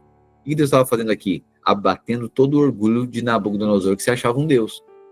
Ok? Agora, Daniel está falando para Nabucodonosor, essa é a interpretação. A árvore é o Senhor vai ser cortado, e o Senhor será levado para o campo, ficará com animais, por 7 períodos. Isso significa, as raízes e o toco, porém, foram deixados na terra. Isso significa que o Senhor receberá seu reino de volta, quando tiver apreendido o que o céu domina. Que o céu domina. Ó rei Nabucodonosor, aceite meu conselho. Pare de pecar e faça o que é certo. Deixe seus pecados para trás e tenha compaixão dos pobres. Quem sabe, então, o rei continuará a prosperar. Tudo isso, porém, aconteceu ao rei Nabucodonosor. 12 meses depois, ele caminhava sobre o terraço de seu palácio na Babilônia e disse: vejam a grande cidade da Babilônia. Com meu próprio poder construí essa cidade para ser o centro de meu reino e para mostrar o esplendor de minha majestade.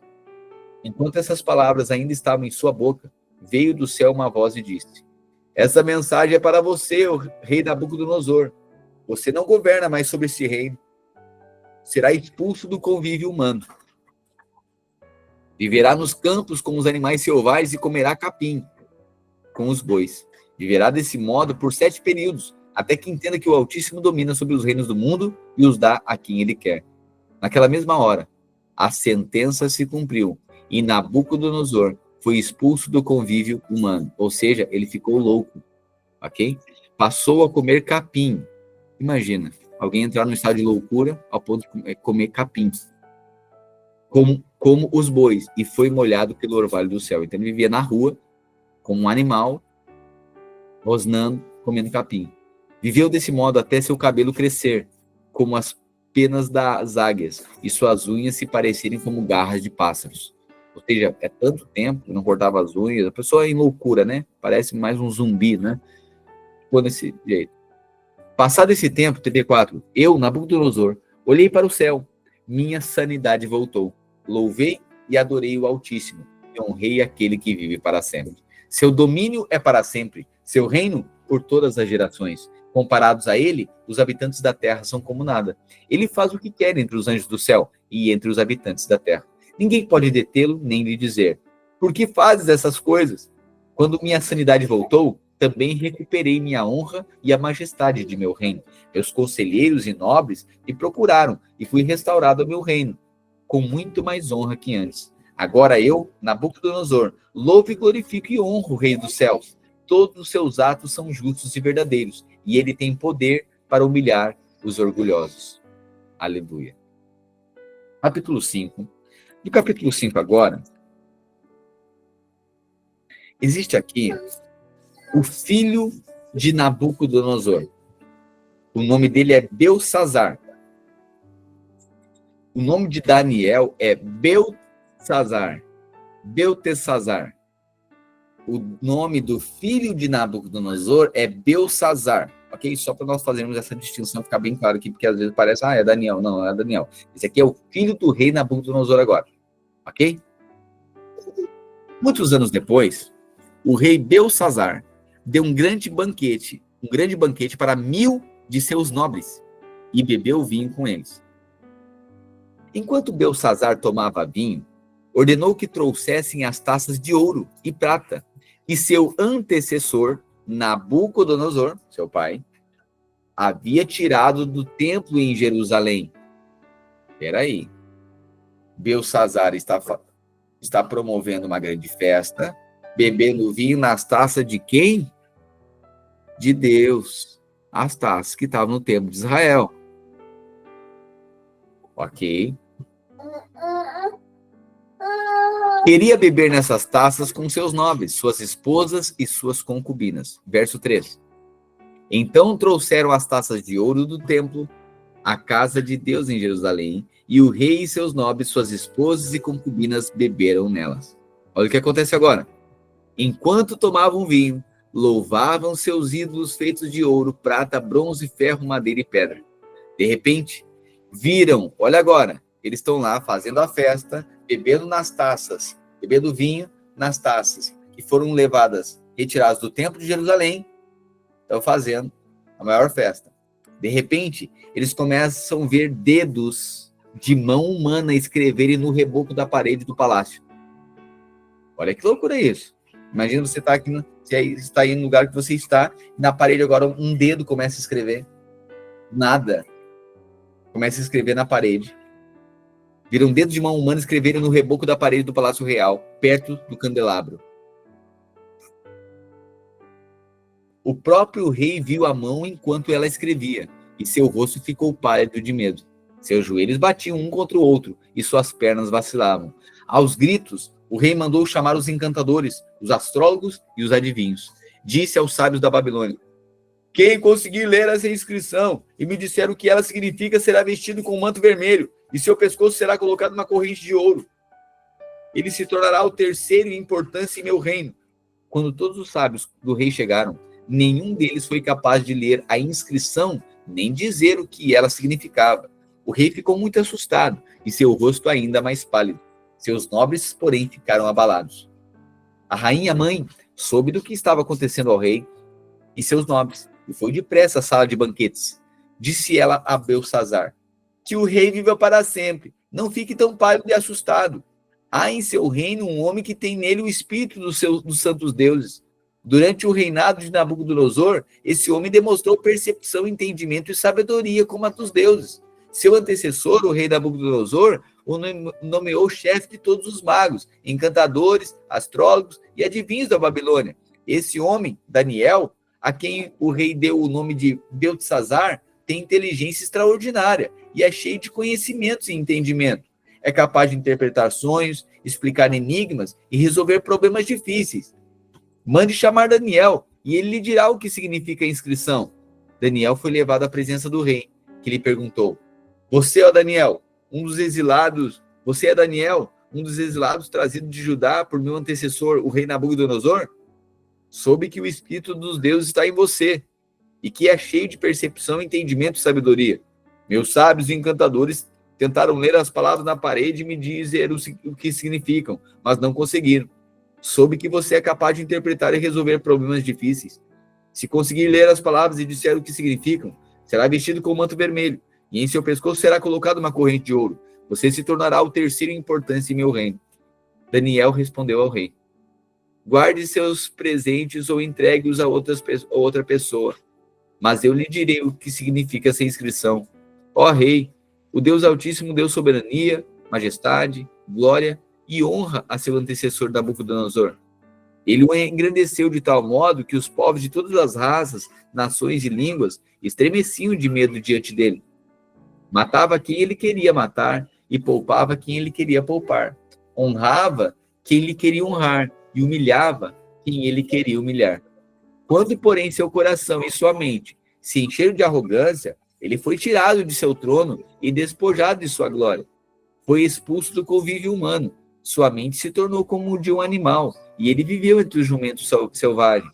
Passou a comer capim, como os bois, e foi molhado pelo orvalho do céu, até entender que o Deus Altíssimo domina sobre todos os reinos do mundo e nomeia quem ele quer para governar sobre eles. Ó Belsazar, o Senhor é sucessor dele, e sabia de tudo isso, mas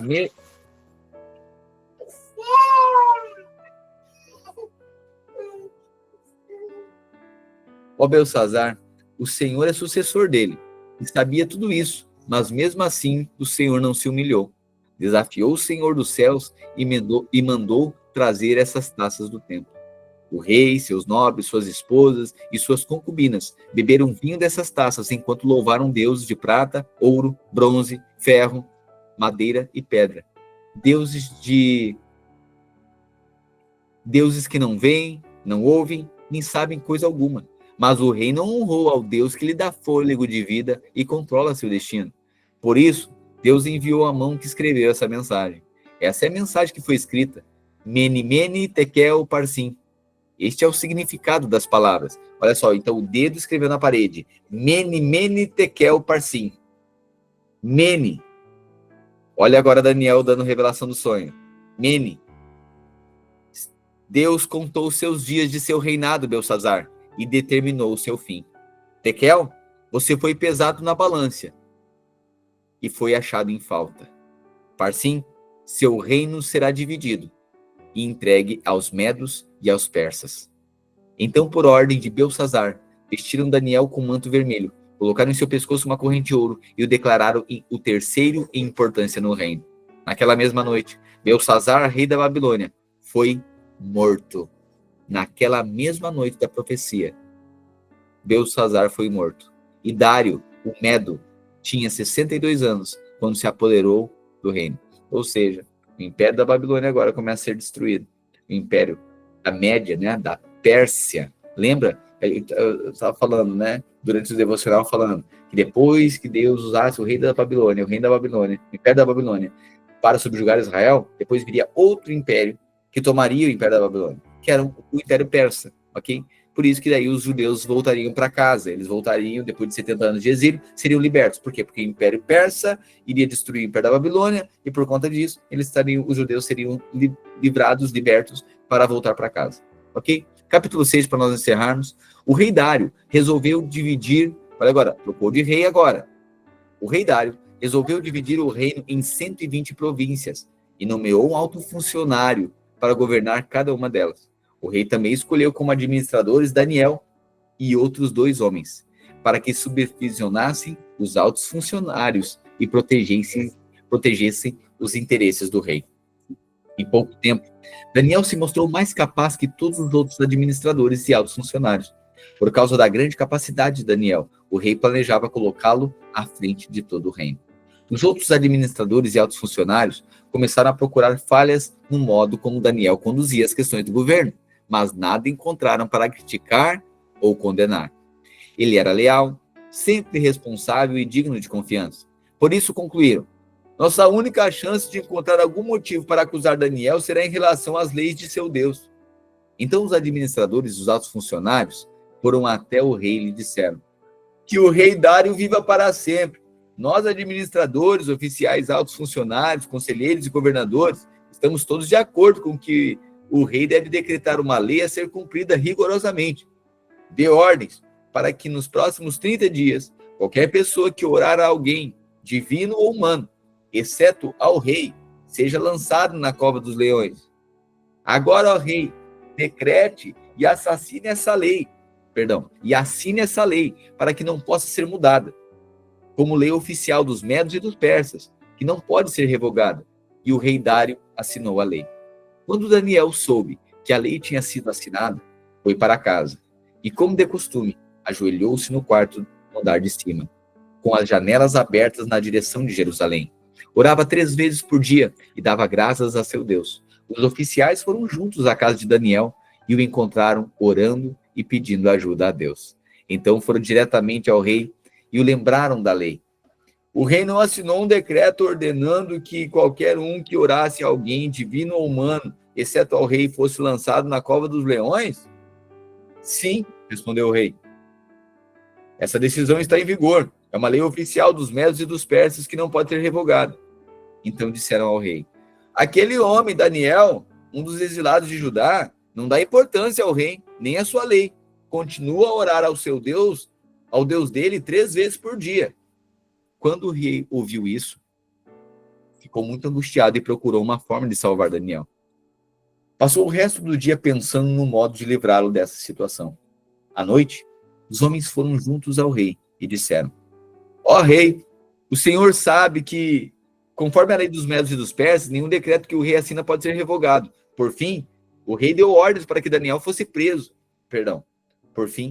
O rei deu ordens para que Daniel fosse preso e lançado na cova dos leões. O rei lhe disse: que seu Deus, a quem você serve fielmente, o livre. Então trouxeram uma pedra e a colocaram sobre a abertura da cova. O rei selou a pedra com seu anel e com os anéis de seus nobres, para que ninguém pudesse resgatar Daniel. O rei voltou ao seu palácio e passou a noite em jejum. Não quis nenhum dos divertimentos habituais e não conseguiu dormir a noite inteira. O rei gostava de Daniel, né? O fato é que os outros adivinhos, os oficiais, tramaram contra Daniel para matar ele, ok?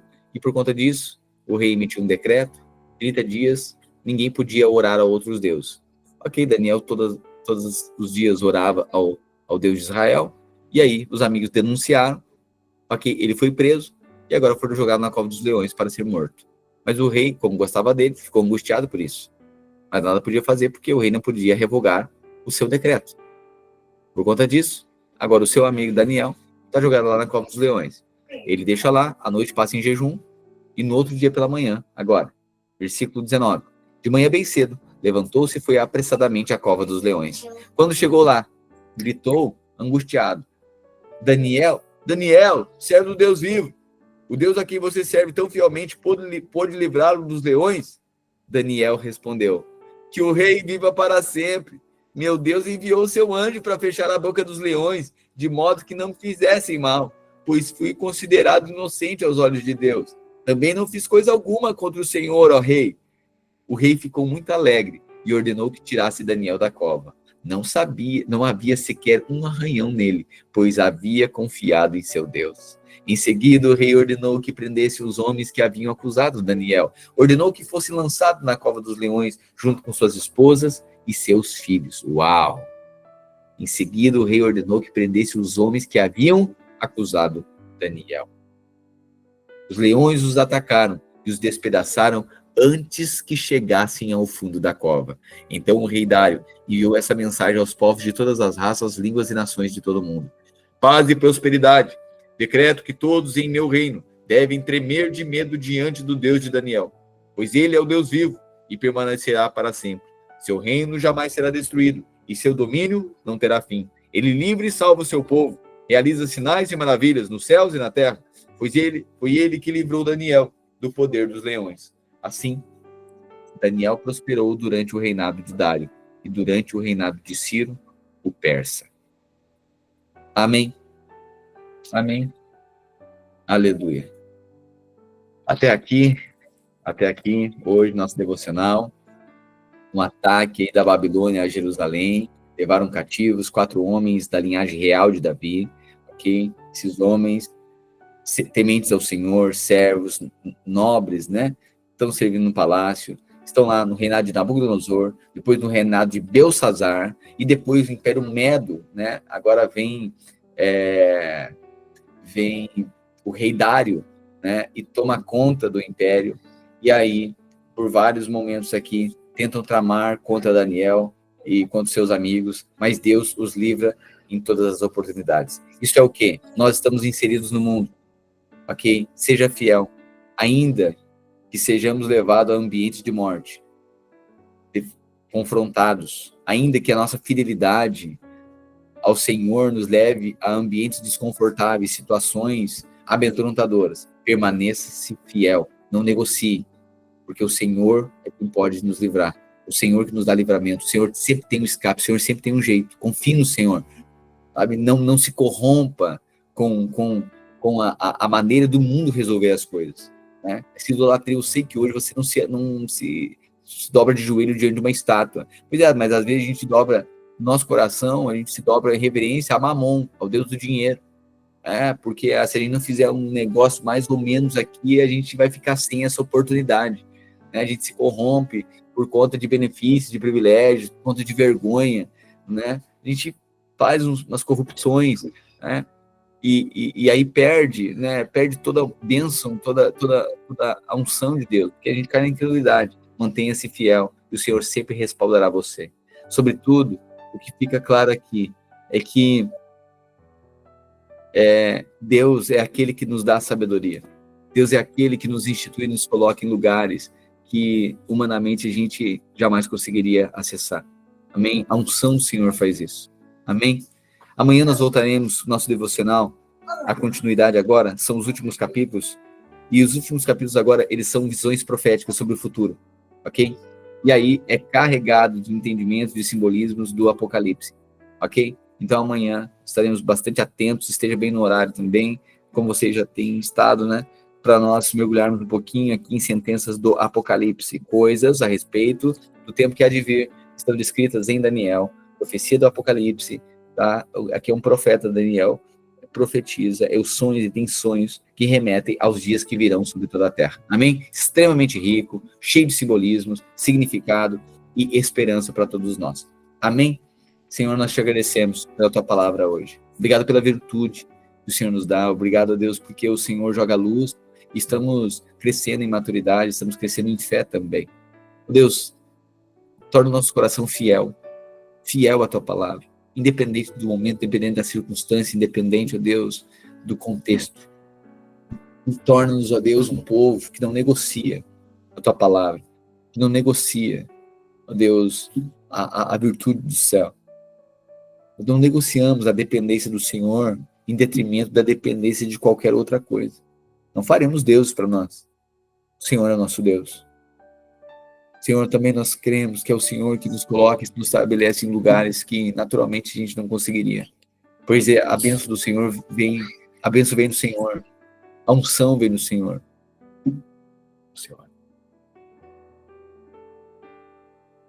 A bênção vem do Senhor, a unção vem do Senhor, a sabedoria vem do Senhor, todas as coisas vêm do Senhor. É o Senhor que nos promove. E em Ti nós aprendemos que aquilo que não nos mata, nos promove. Aquilo que não nos mata, nos promove. Assim como Daniel e seus amigos, aquilo que não os matou, o promoveu. Muitas vezes parece que é para a morte, mas o Senhor transforma a maldição em bênção e nos promove. Quero declarar que essa unção está liberada sobre nós. Unção sobre os negócios, unção de sabedoria. Declaro essa tarde, Deus, unção de sabedoria sobre cada irmão, sobre seus negócios, sobre as suas finanças, sobre a sua família. A unção de Daniel, que veio sobre Daniel, hoje está contida no Espírito de Deus, o Espírito Santo. E tudo que nós precisamos está contido na pessoa do Espírito Santo. Portanto, eu declaro sabedoria, discernimento, instrução do céu, para multiplicar, para governar, a unção do governo esteja sobre cada um, em nome de Jesus. Amém e amém. Amém, querido irmão. Grato, avançamos um pouco o horário aqui, mas hoje é domingo, pode, né? Feliz Dia das Mães, você mãe, né? O Senhor lhe deu uma porção de amor, pelos seus filhos. Bendita é aquela que gera, né? Que Deus é Deus que faz estéril mãe de filhos também, tá? Parabéns aí pelo seu dia. Aquela máxima, né? Dia das Mães todo dia, né? Mãe é mãe todo dia, né? Mas no mínimo hoje, né? Reconhecemos e você, filho aí, faça alguma coisa para sua mãe, né? Dê um abraço, reconheça, né? E às vezes, ok, não somente algo que também, né? Não menos algo que encha o estômago, mas assim, algo que enche o coração. Dê palavras de gratidão, sabe? Feliz Dia das Mães, ok, né? Mas assim, mais do que isso, mãe, eu quero ser grato a ti, por quem a senhora é, quem eu me tornei no Senhor, todo o seu esforço, seu empenho. A gente vive uma gerações de mães solteiras também, ausência do pai, mas elas se mantêm ali. É uma dádiva, né? Honremos nossas mães e celebre a sua mãe. Celebre a sua mãe. Honre a sua mãe. Bem-aventurado é aquele que ouve o conselho de sua mãe, né? Então, eu sei também que tem aquelas que são uma geração caída, né? Então eu sei que talvez você também não teve a mãe mais alinhada, né? Mas isso não desqualifica a autoridade que ela carrega, ok? Então, do jeito dela, a maneira dela, ainda que com muitos conceitos errados, com muitos fundamentos errados, mas fundamentalmente o ambiente de amor, de cuidado, mínimo que seja, você está aí, né? E talvez você não teve a mãe que você imaginou que devesse ter, enfim, ou você olha hoje e diz, olha, faltou tanto, mas sabe que Deus levanta você para ser a redenção da sua história. Amém? Deus redime em você aquilo que faltou. Talvez é uma mãe que carrega dores de um conflito na relação, talvez são mães que talvez teve que enfrentar o mercado de trabalho para dar de comida, de comer a você, enfrentou muitos desafios, né? E talvez você não saiba as dores que uma mãe carrega, né? As noites não dormidas, né? Desafios enormes, mas elas estão sempre ali. E o Senhor as adotou com uma virtude de amor, né? Uma porção de amor mais profundo. Honre sua mãe. Abençoe a sua mãe. Diz, mãe, eu te abençoe, eu reconheço Outra coisa, não negue. Tem coisa que não aprendi na vida que não se nega. Não se nega ligação de mãe. Não faça isso. Você tá lá com seus amigos. Você tá lá com seus amigos, né? A mãe me ligando, que depois eu respondo ela. E pode ter o dia, que a coisa que mais você... Talvez a coisa que mais você queira seja uma ligação da sua mãe e você não vai ter. Ok? Eu sei que quando você é adolescente, às vezes assim, a mãe toda vez enchendo no saco, deixa que eu já me resolvo. Porque a mãe é assim, você pode ter 236 anos. A mãe vai dizer, tu tá comendo bem? Ela vai dizer assim, tu não tá passando frio? Olha os pés no chão. Né? A mãe é mãe. Coloca o calçado. Coloca um casaquinho. Ô mãe, pelo amor de Deus, mãe, eu sou casado, eu tenho 2 filhos, mãe, pelo amor de Deus, mãe. Né? Olha, mas não me interessa. Para mim, é meu guri. Né? A mãe é assim. Né? É virtude de amor, virtude de uma mãe. Sabe? Então celebre. Celebre a sua mãe. Honre a sua mãe. Não despreze conselho de mãe. Né? Que Deus te livre, né, de um dia ela sair de casa, como ela fica prometendo, que essa profecia não se cumpre, né, porque ela diz, um dia eu vou chegar e vocês vão chegar e eu não vou estar, né, então assim, que essa profecia não se cumpra, que se ela sempre esteja aí, um dia eu vou embora, eu vou me sumir, né, eu vou assim, no meio do lugar cheio do nada, assim, onde não tem nada, toda mãe quer ir para um nada, no meio do nada, imagina, deve ser uma maravilha morar no meio do nada, mas é o sonho dela, tá? Essa profecia aí não vai se cumprir, não, tá? Mas honre a sua mãe, agradeça a sua mãe. Hoje, um dia especial, celebre sua mãe. Que faça um café para ela, ou prioritariamente palavras que reconheçam quem ela é. Amém? E a você, mãe, mais uma vez, um feliz Dia das Mães. Que o Senhor a torne cada dia mais uma mestra do bem. Ok? Que seja você uma mulher virtuosa, mestra. Quero que as mães, né, as mulheres da nossa igreja, você é vocacionada para ser mãe, né? Que seu ventre seja frutífero, abençoado, ao seu devido tempo, ok? Você é bem-aventurado, amém? A bênção do Senhor recaia sobre você, amém? Graça e paz, uma boa tarde para você, um domingaço, né? Tá maravilhoso, né? Curta aí o domingo, para muitos, aí o encerramento do jejum prolongado, aleluia também, glória a Deus por isso, amém? Boa tarde, queridos, graça e paz. Quem estiver aí com a sua mãe, mostra a mãe aí, celebra ela aí com a gente. Ali é Carla e Ju, a Lu e a Duda.